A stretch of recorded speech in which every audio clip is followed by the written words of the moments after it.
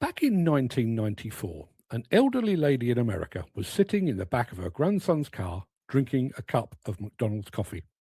She spilled the coffee in her lap and suffered third-degree burns. So, being American, she sued McDonald's to cover her $20,000 medical expenses. McDonald's refused to pay and offered her $800 instead. The case went to court and the judge eventually awarded her $2.87 million, although that was subsequently reduced to $600,000. Now, I come from a generation that drank coffee at home, at work, and in restaurants, so I don't really understand this need to have coffee with you all the time. I've regularly travelled to work, sometimes for many hours, without a paper cup of coffee in my hand and without being overcome by caffeine withdrawal, but I digress. Now, admittedly, the coffee in question was thought to be somewhere in between 180 and 190 degrees Fahrenheit, which is hot. But is that not a defining characteristic of coffee? Unless you've specifically ordered an iced coffee like a crazy person, surely you expect your drink to be hot.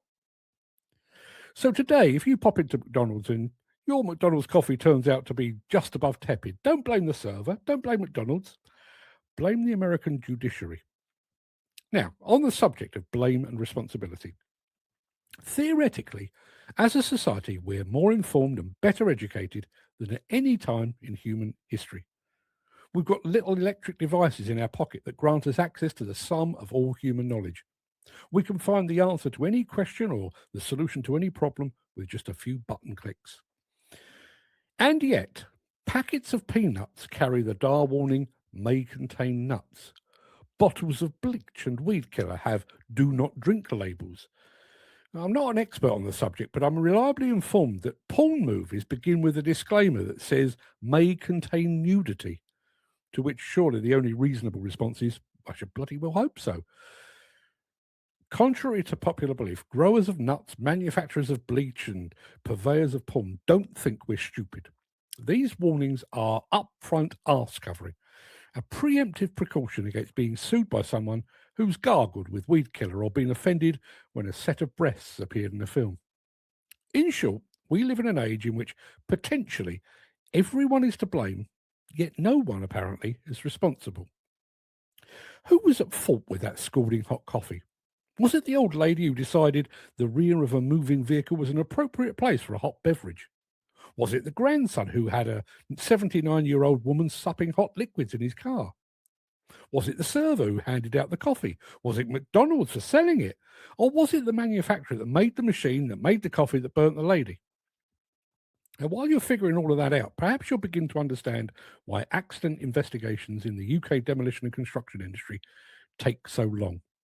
And speaking of demolition and construction, which I kind of was, let's consider a relatively minor incident and the ludicrous amount of people who might be considered responsible for it. A man or a woman, doesn't matter, is operating an excavator and it tips over. The man's okay, although the incident does require reporting. So, who is to blame here? The first thought might be that the operator has done something wrong. He failed to spot poor ground conditions or he overextended the machine. Maybe the people running the site are responsible. Maybe he wasn't sufficiently trained. If it was a lack of training, who's responsible then? The injured man, his employer, the training company, the competence car provider, the training body that oversees all demolition and construction training? If there was a problem with the site, who's responsible? Is it the injured man's supervisor, his employer, the main contractor, the developer, the landowner?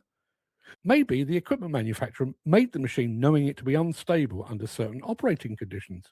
Maybe the local dealer knew of those design shortcomings and sold the machine anyway.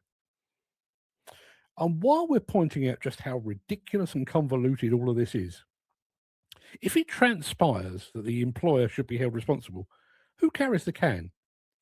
The supervisor who should have been overseeing the site but was in the office filling out endless forms to satisfy head office?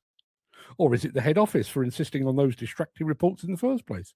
Or is it the client whose terms and conditions required the publication of those reports? And while all that's going on, there's a man who may be unable to work because of his injuries. Where does he turn for support? Now, obviously, the scenario I've described has been created for sarcasm and comedic effect. But now imagine a fatal accident. an investigation into which could result in fines of millions of pounds and even jail time arising from negligence or corporate manslaughter. Faced with such hefty financial and potentially custodial penalties, those multiple layers of roles and responsibilities all stand in the way of delivering justice in a timely and fair manner. And that's not a coincidence or a happy accident. It's entirely deliberate. Every project these days has a paper trail that lays out in intricate detail who did what and when. But rather than acting as a trail of breadcrumbs leading back to the person responsible for an incident or accident, these paper trails merely create a large and dense fabric with which to cover the tracks of those who should be held to account. So, with all that being said, go and enjoy your lukewarm coffee and your nut bearing nuts.